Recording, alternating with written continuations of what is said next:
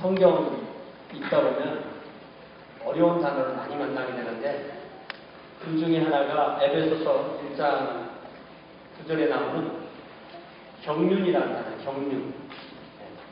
제가 주보 설교에도 경륜이라는 단어 써놨는데 이 경륜이 뭐 한문으로 써놔도 어렵고 한국말로 봐도 어렵고 영어로도 뭐 이코노미라고 되어 있는데 이코노미는 경제잖아요, 경제. 그러니까 좀 어렵고 한데요. 이 단어 경륜이라는 단어는 신약 성경에 기록된 헬라어의 오이코노미아인데 오이코노미아 이게 두 단어가 합해진 거야. 하나는 오이코스, 하나는 노모스. 오이코스는 아주 쉬운 말이에요. 집이에요, 집, 하우스나 홈. 그리고 노모스는 이게 법이나 계획이나 규칙이나 뭐 이런 걸 말합니다. 그래서 오이코노미아 이렇게 말하면 가정을 다스려 나가는 법칙, 가정을 관리하는 법, 한 가정의 계획 이런 것이고요. 요거를 영어로 그대로 번역한 단어가 바로 오이코노미아를 그대로 영어로 가지고 온 단어가 이카노미입니다. 그리고 이카노미는 경제라고 알고 있잖아요, 경제. 그런데 교회에서 이 단어를 쓸 때는 경륜이라고 그렇게 번역을 해야 됩니다. 근데 이 단어가 경륜, 그렇게 굉장히 어려운 단어처럼 되는데 이 단어를 우리가 사실 많이 썼거든요. 그 단어가 뭐냐면 우리 중고등학교 때 남학생들이 기술, 농업 이런 거 배울 때 역사를 보면 가정이세요, 가정. 가정할 때 그 정자가 바로 정치할 때의 정자거든요. 집을 정치하는 방법이에요. 집을 다스리는 방법. 그러니까 가정을 영어로 번역하면 홈 이코노믹스 이렇게 번역을 합니다. 그래서 오이코노미아라는 말을 한국말로 가장 쉽게 번역하자면 그게 바로 가정인데 그 말도 어려우면 집안 살림살이 이렇게 번역합니다. 집안 살림살이. 살림살이라는 말을 잘 생각해보면 산다는 말이 두 번 나오죠. 살게 하도록, 살리려고, 살림을 사는 것. 그게 살림살이죠. 그래서 집안 사람을 살림을 산다고 할 때 엄마 아버지가 한 집안을 끌어간다고 할 때 제일 중요한 건 뭐냐면은 먹여 살리는 거죠. 먹여 살리는 것이 제일 중요합니다. 그래서 이 오이코노미아라는 말이 영어로 될 때는 이카노미가 되고 이카노미의 가장 기본은 바로 먹는 문제이기 때문에 경제라는 의미가 제일 먼저 들어갑니다. 만약에 이거를 교회로 가져온다면 한 지역교회 단위로 가져온다면 교회 살림살이가 되는 거죠. 교회 살림살이를 줄여서 말하면 목회라고 합니다. 교회에서도 성도들 하나님의 말씀으로 먹여 살리고 또 예배 후에는 같이 음식을 나누는 실제적으로 교회가 경제적으로 이렇게 수익과 지출이 돌아가는 그런 경제적 측면도 있기 때문에 교회 살림살이에도 쓸 수 있는 단어입니다. 만약에 그걸 한 국가의 단위로 옮기면 우리도 그걸 갖다가 가정이라는 말과 한 국가로 대응하는 말을 갖고 뭐라고 해야 되죠? 그러니까 국정이죠. 국정농단을 쓰는 국정. 한 나라가 어떻게 한 나라를 꾸려나가느냐 그 얘기입니다. 그래서 이처럼 한 가정의 아버지 어머니가 그의 가족 구성원과 함께 집안 살림살이를 하고 한 교회는 그 교회의 목회자 중심으로 모든 구성원들이 그 교회 살림살이를 하고 한 국가는 그 국가의 최고 수반을 중심으로 온 국민이 이번 앞에서 그 나라를 살리려고 나라를 꾸려나가려고 나라 살림살이를 하는 것. 이 살림살이에 해당되는 말이 바로 경륜 내지는 이카노미 이런 단어를 쓰는 거죠. 그러면 이것을 하나님께 적용한다면 하나님의 모든 피조물, 이 세상의 모든 것을 영원서부터 영원후까지 다스리시는 분이 하나님이시기 때문에 하나님의 가정 살림살이 우리 집은 4식구고 우리 교인은 100명이지만 우리나라는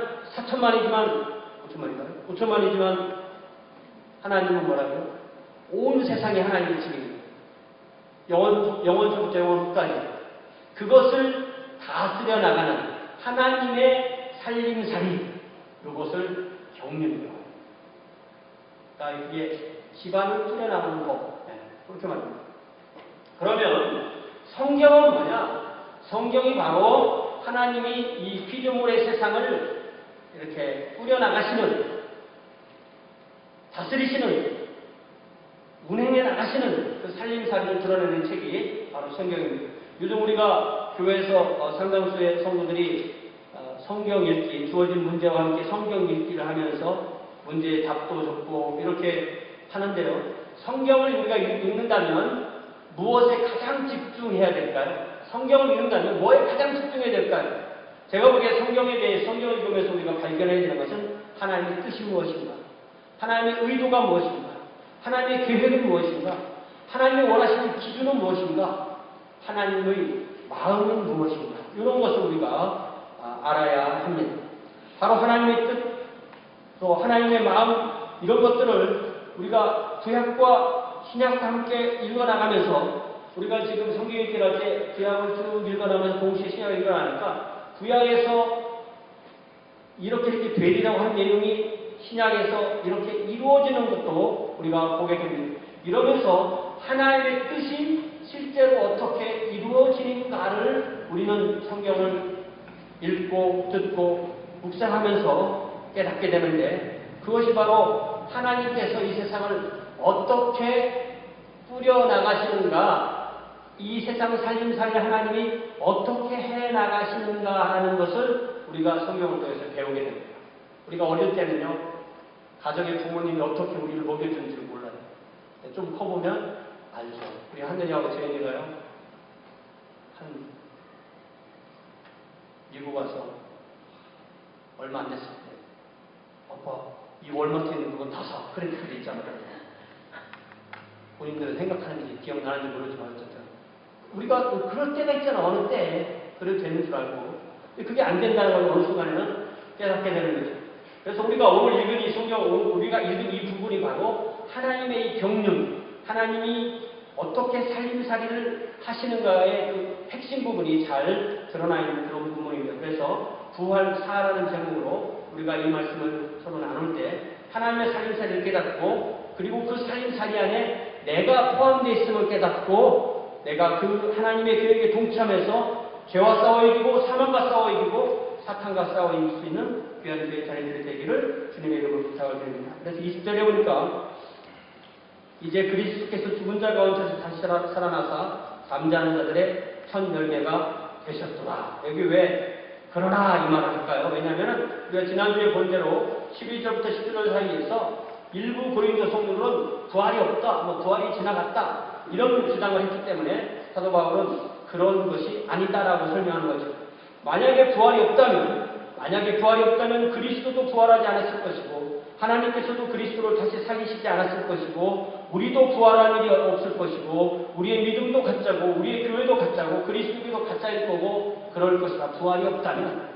그러나 20절에서 그러나 우리가 이 말을 할 때요, 이게 그러나인지 그러므로인지를 잘 봐야 되죠. 그러나로 시작되는 것은 지금까지 한 내용에서 반전이 일어날 때 그러나라는 단어를 씁니다. 그러나 그리스도께서 죽은 자 가운데서 다시 살아났다. 그리스도의 부활은 인류 역사의 최대의 반전 스토리인 것을 믿으시기 바랍니다. 사람들은요, 이 반전되는 이야기를 좋아합니다. 저는 중독될까봐 안 보지만 이 한국 드라마를 보는 것을 옆에서 곁눈질로 보면은 왜 그런 반전이 많은지, 막장 반전. 알고 보니까 내가 결혼을 나가는 사람이 알고 보니까 내 동생이에요. 그런 얘기 많잖아요. 그죠? 그런 이상한 반전. 근데 20년 전이나 10년 전이나 오늘날 똑같아요. 그 소재는. 항상 똑같습니다. 반전이긴 한데 별로 반전 같지 않아요. 근데 성경에서는 이 예수 그리스도의 이 부활로 인하여서 모든 것이 바뀌게 되고 하나님의 경륜이 이루어지는 것을 보게 됩니다. 그러므로 예수 그리스도의 부활은 바로 하나님의 경륜이 완성되는 시작점으로 드러나게 됩니다. 예수 그리스도의 부활의 첫 번째 결과는 무엇입니까? 우리 주님께서 모든 잠자는 자들의 첫 열매가 되셨도다 하는 것입니다. 성경에서 우리가 요즘 성경을 읽다 보면은 장자, 내지는 초태생, 첫 열매, 그런 것들을 많이 읽게 되죠. 이런 의미는 뭐냐면 동물의 초태생을 하나님께 드린다는 것은 그 뒤로 태어나는 모든 것도 하나님 거란 뜻이에요. 집안의 장자를 하나님께 드린다는 것은 그 집안의 모든 자녀들이 하나님 거라는 뜻입니다. 그런데 장자를 드릴 수는 없죠, 그죠? 장자를 드리는 대신에 그에 해당하는 돈을 대신해서 드립니다. 과일나무를 심고 또 곡식을 심었을 때 그 첫 열매를, 첫 수확을 드린다는 것은 그 뒤에 모든 수확을 다 하나님께 드린다는 것입니다. 예수 그리스도께서 부활하셔서 모든 잠자는 자, 즉 주 안에서 죽은 모든 사람의 첫 열매가 되셨다는 것은 예수님의 부활을 위하여서 역사 속에서 하나님의 자녀로 택함을 받은 모든 사람은 예수님의 부활 안에 그 사람이 포함되어 있다는 그런 의미입니다. 이러한 하나님의 경륜, 하나님의 살림살이를 통해서 예수님의 부활 안에 저와 여러분의 부활이 담겨 있고 포함되어 있음을 우리는 믿습니다. 예수님께서 모든 잠자는 자들의 첫 열매가 되셨을 때 예수님 한 분의 부활이지만 그분의 부활 안에 저와 여러분의 부활이 포함되어 있다는 것입니다.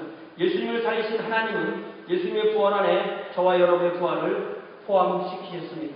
21절에 보니까 사망과 부활의 기원을 말합니다. 사망은 한 사람 아담으로 인하여 왔고 아담의 불순종이 나서 인류에게 들어왔습니다. 이제 죽음으로부터 부활하는 것은 한 사람 예수 그리스도로 인하여서 예수 그리스도의 십자가의 순종으로 인하여서 인류에게 들어왔다고 말합니다. 우리는 아담 때문에 죽고 예수 그리스도 때문에 영원히 삽니다. 다시 한번 할까요? 우리는 아담 때문에 죽었고 예수 그리스도 때문에 영원히 삽니다. 그걸 다시 한번 설명합니다. 22절에 아담 안에서 모든 사람이 죽은 것 같이 그리스도 안에서 모든 사람이 삶을 얻으리라. 아담으로 인하여 인류가 죽는 것은 예외 없이 모든 사람에게 해당되는 것입니다. 자기의 의지와 상관없이 모든 사람이 다 죽습니다. 그러나 죽음으로부터 부활하는 것, 죽음으로부터 부활하는 것에 참여하는 것은 그 한 사람이 예수 그리스도로 인하여 예수 그리스도 안에 자신의 믿음을 두고 예수님을 구주와 주님으로 믿어드리는 그 사람만이 포함됩니다. 그렇기 때문에 22절 말씀을 잘 봐야 돼요. 아담 안에서 죽는 것은 누구나 예외 없이 다 죽습니다. 그러나 그리스도 안에서 삶을 얻는 모든 사람은 예외 없이 모든 사람이 되는 것이 아니라 예수님 안에 믿음을 둔 사람만이 되는 것입니다. 그것이 바로 하나님의 경륜, 하나님의 살림살이입니다. 그러면 사랑하는 성도 여러분, 여러분은 하나님의 이 살리는 살림살이 안에 포함되어 있습니까? 하나님의 살리시는 이 부활의 계획 안에 여러분이 포함되어 있습니까? 예수 그리스도의 은혜 안에 있습니까? 라는 질문을 스스로에게 해 보아야 됩니다. 이제 23절에 보니까 그 부활의 순서에 대해서 말씀합니다. 부활의 순서가 첫 번째로 하나님의 살림 순서가 첫 번째로 가장 먼저 부활에 참여하시는 분은 하나님이시고 하나님의 아들이시고 사람의 아들이 되시고 사람이 되신 예수 그리스도다. 각각 자기 차례대로 되리니 첫째는 먼저는 첫 열매인 그리스도요. 다음에는 그가 강림하실 때에 그에게 속한 자 이렇게 되어 있죠. 여러분 성경 있으시면 데살로니가 전서를 한번 찾아보세요. 데살로니가 전서 신약 성경 데살로니가 전서 4장에 보면은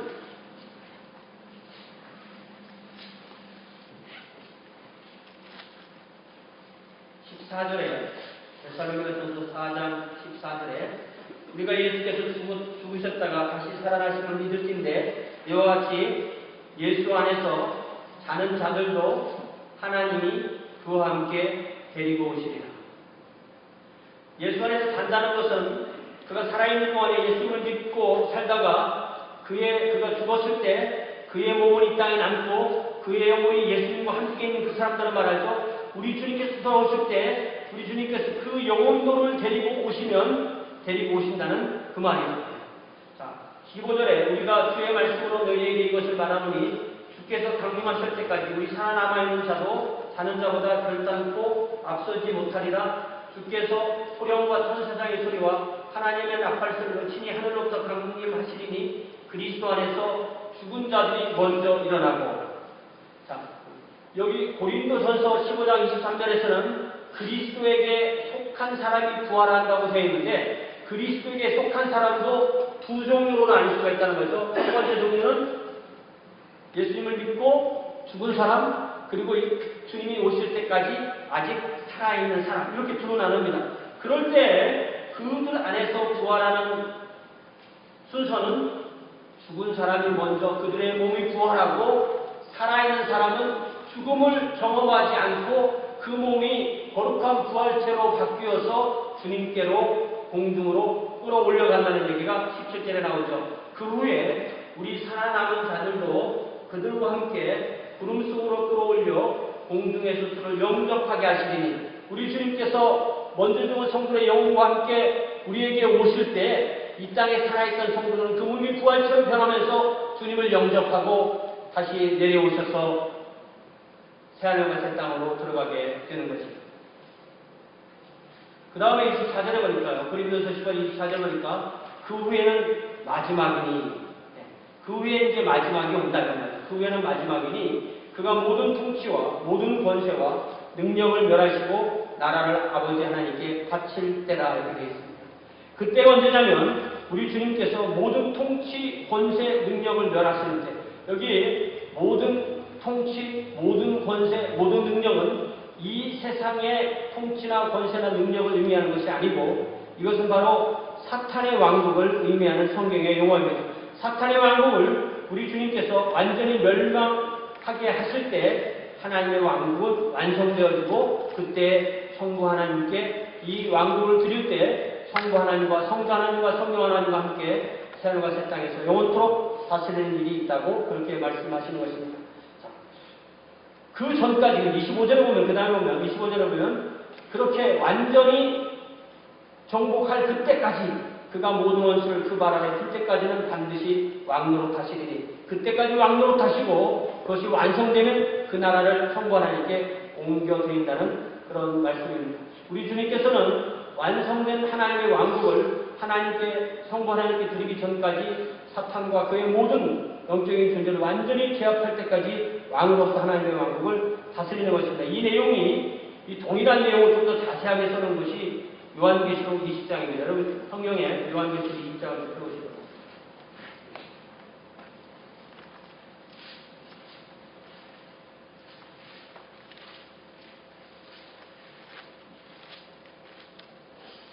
요한계시록 20장에 보면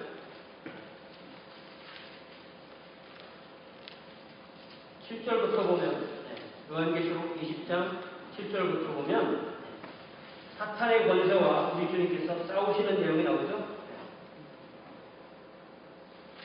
그럴 때 9절에 보니까 요한계시록 20장 9절에 그들이 지면에 널리 퍼져 성도들의 짐과 사랑하시는 성을 죽음에 하늘에서 불이 내려와 그들을 태워버리고, 악의 세력이 우리 주님께 공격해 들어올 때 그들은 일시에 패배를 당하게 되는 것입니다. 10절에 보니까 또 그들을 미혹하는 마귀가 불과 유황 곳에 던져지니 거기는 그 짐승과 거짓 선지자가 있어 세세토록 밤낮 괴로움을 받으리라. 그러니까 하나님께서 성부 하나님, 성자 하나님, 성령 하나님을 삼일체로 계시듯이 사탄도 마귀 사탄과 또 적그리스도 짐승과 거짓 선지자의 삼일체로 있게 되는데, 그들이 심판을 받게 되는 것이 여기 10절에, 20장 10절에, 요한계시록 20장 10절에 이렇게 나와 있습니다. 이것이 바로 이런 그 영적인 전쟁에 대한 이야기인데요. 25절, 다시 고린도전서 15장 25절에 보면 그가 모든 26절에 보면 맨 나중에 멸망받을 원수는 사망이다 이렇게 말합니다. 하나님께서 가장 끝에 멸망시킬 것이 무엇이냐면 바로 사망이다 이 이야기인데요. 그 얘기는 다시 요한계시록 20장에 가면 뭐라고 되어 있냐면, 요한계시록 20장에 뭐라고 되어 있냐면 14절에 사망과 음부도 불못에 던져진다. 그것이 둘째 사망 곧 불못이다 이렇게 되어 있습니다. 이것을 좀 정리해서 말씀드리자면요, 하나님은 예수 그리스도를 구주와 주님으로 믿지 않는 모든 사람도 부활하게 하시고, 거기 11절 12절 요한계시록에 보면 나와 있는데요, 예수님을 믿지 않는 사람도 부활을 받게 하고, 그들의 이름이 생명책에 없음으로 인하여서 그들 각자의 행위대로 심판을 받고 그들도 모두 불과 유황으로 타는 곳에서 영원토록 살게 하십니다. 이렇게 그들이 그 믿음을 그리스도 안에 두지 않아서 첫째 부활에 참여하지 못하고 불과 이왕의 못에 참여하기 위해서 새로운 몸을 받는 것을 둘째 부활이라고 합니다. 정리하면 성도는 첫째 부활에 참여해서 새하늘과 새 땅에 가서 영원히 살고, 불신자는 두 번째 부활에 참여해서 불과 유황으로 타는 곳에 가서 영원히 삽니다. 그러니까 하나님께는 죽는 사람이 없는 거예요. 누구나 다 삽니다. 항상 영원히 살아있습니다. 영혼은 불멸하는 거죠. 영원히 살아있는데 성도는 첫 번째 부활에 참여해서 예수님과 함께 새하늘과 새 땅에서 하나님과 함께 영원토록 살지만, 예수를 믿지 않는 사람들은 두 번째 부활에 참여해서 불과 유황의 못에 가서 영원토록 살게 됩니다. 그리고 그 불과 유황으로 타는 못에는 이미 사탄과 적그리스도와 거짓 선지자가 있게 된다는 말씀이고, 그런 사망을 둘째 사망이라고 그렇게 말합니다. 그러면서 마지막에 그 불과 유황으로 타는 못에 사망과 음모까지도 던져지게 된다. 그래서 오늘 이 고린도전서 15장 26절에서 맨 나중에 멸망받을 원수는 사망이라 이 말씀이 요한계시록 29장 14절에서는 사망과 음모도 불못에 던져지니 이것은 둘째 사망 곧 불못이라 이렇게 말씀하는 것입니다. 다시 정리하면 성도는 첫째 부활에 참여하고 둘째 사망에 참여하지 않지만 생명책에 그 이름이 없어서 부활한 몸으로 둘째 부활한 몸에 있는 사람들은 둘째 사망 곧 불못에 던져져서 그곳에서 영원토록 사는 것, 이것이 바로 하나님의 경륜입니다. 이것이 바로 하나님께 세상을 통치하시는 방식입니다.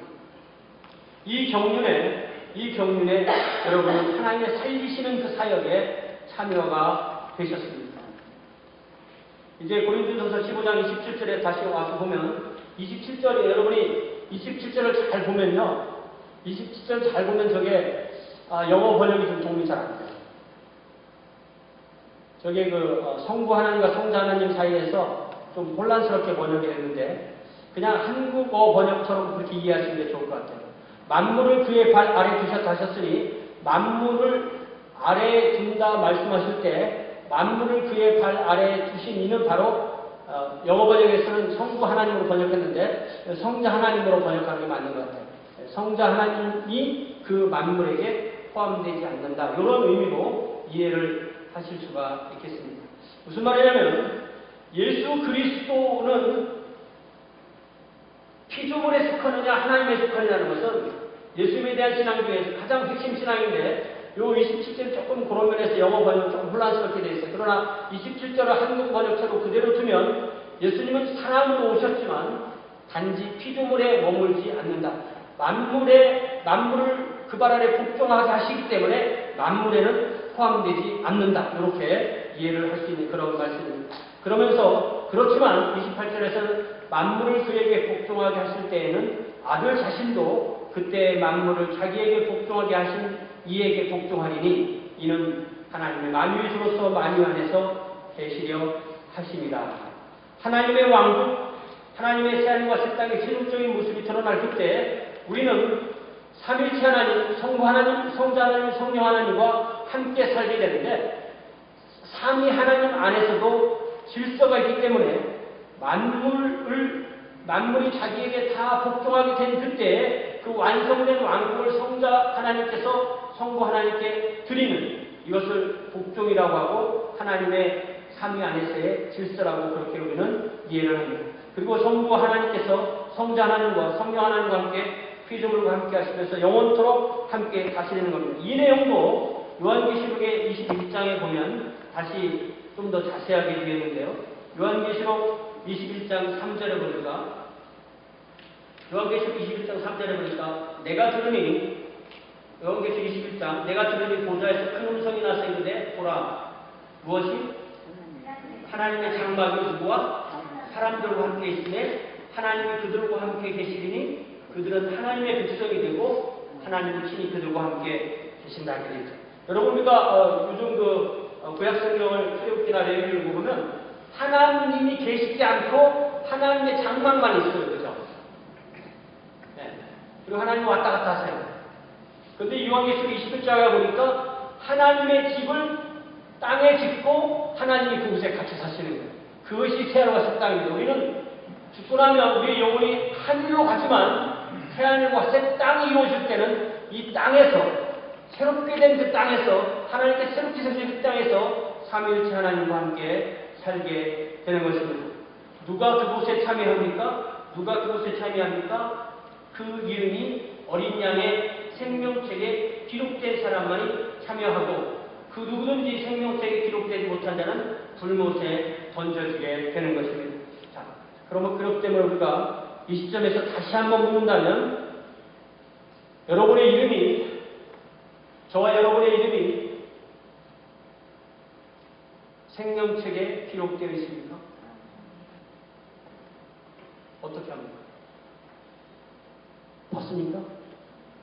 아니, 내 이름이 있다니까요. 내 이름, 최정인 이렇게 딱 써놨냐. 내 이름이. 내 이름이 생명책에 기록되어 있고, 내가 새하늘과 새 땅에 하나님과 영원토록 부활한 몸으로 영원토록 하나님을 섬기며 살 거라는 그것을 어떻게 하느냐고요? 어떻게 합니까? 지금 내가 예수님을 어떻게 고백하느냐를 통해서 알 수 있습니다. 예수님을 나의 구주와 주님이라고 그렇게 고백하는 사람은 그의 이름이 하나님의 생명책에 기록된 줄 믿습니다. 그 사람이 바로 하나님의 이루시는 새하늘과 새 땅에 참여하게 되는 것입니다. 그러므로 지금 여러분이 예수님을 어떻게 고백했습니까? 예수님을 고백할 때 우리 남편의 주님이에요, 우리 아내의 주님이에요가 아니라 나의 주님이에요라고 고백할 수 있습니까? 예수님이 나의 주님이십니까? 그럴 때 그 사람이 하나님의 생명책에 어린 양의 생명책에 이름이 기록되어 있고 그 사람이 하나님과 함께 영원토록 새하늘과 새 땅에서 살게 되는 줄을 믿으시기 바랍니다. 이것이 우리가 하나님의 경륜을 하나님의 살림살이를 이해하고 내 하나님의 살림살이 안에 내가 살리는 사역에 포함되어 있다는 것을 확신할 수 있는 방법입니다. 그러나 우리가 그날에 이르기 전까지는 죄와 사망과 지옥과 사탄의 권세와 함께 이 땅에서 삽니다. 물론 사탄의 권세는 영원하지 않습니다. 아직도 이러한 악의 권세, 사망의 권세가 왕성하지만 영원하지는 않습니다. 그러나 우리에게는 사탄의 권세와 싸우셔서 죽음의 권세와 싸우셔서 부활하신 예수 그리스도가 우리의 대장으로 우리의 주님으로 우리와 함께 하신 줄 믿습니다. 그렇기 때문에 우리가 이 땅에 사는 동안은 영적인 전투의 나날이고 그때까지 우리는 이 땅에서 선한 싸움을 싸워야 하는 줄로 믿습니다. 이것이 바로 우리에게 주어진 우리의 몫입니다. 대장 되시는 예수 그리스도를 따라서 하루하루 우리의 삶의 현장에서 사탄과 죄와 악과 지옥과 사망의 권세와 싸워 이기는 주의 자녀들 되시기를 주님의 축원합니다. 때로는 우리가 질 수도 있습니다. 때로는 쓰러질 수도 있지만 우리 주님께서 우리를 다시 일으켜 세우시고 또 우리는 주님께서 주시는 힘을 통해서 다시 싸움에서 이깁니다. 악에게 지지 말고 선으로 악을 이기십시오. 미움에게 지지 말고 사랑으로 미움을 이기십시오.